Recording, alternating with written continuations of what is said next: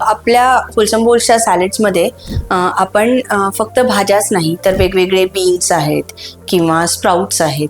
So ह्या सगळ्याचं पण आपल्या डोळ्यांच्या हेल्थशी रिलेटेड काही महत्त्वाचं रोल असू शकतो का? अगदी आहे. आता आपण म्हटलं तर किडनी बीन्स, स्प्राउट्स ह्यांच्यामध्ये बाकी न्यूट्रंट्स बरोबर झिंक नावाचं मिनरल पण असतं. Okay. Now how is zinc important की झिंक आहे हे व्हिटॅमिन ए ॲब्झॉर्प्शनला मदत करतं. अच्छा. आणि व्हिटॅमिन ए आपल्याला माहितीच आहे की डोळ्यांच्या आरोग्यासाठी अत्यंत गरजेचं आहे.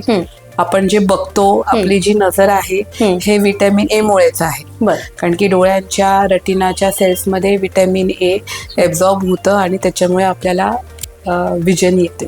राईट. सो झिंक आपला जर का जेवणात झिंकचं कंटेंट असेल जे आपल्याला नॉर्मली स्प्राउट्स आणि बीन्समधनं मिळतं तर ते डोळ्यांच्या आरोग्यासाठी पण चांगलं आहे. सो अलॉंग विथ रंगीत भाज्या, वेगवेगळे Yes. कडधान्य, स्प्राउट्स हे जर व्हेरी इन्क्लूड केलं इम्पॉर्टंट. येस. तर ओव्हरऑल डोळ्यांची हेल्थ चांगली राहू Yes, शकते definitely. आणि पुढचे जे डोळ्यांचे विकार आहेत ते आपण प्रिव्हेंट करू शकतो. नक्की करू शकतो. ओके.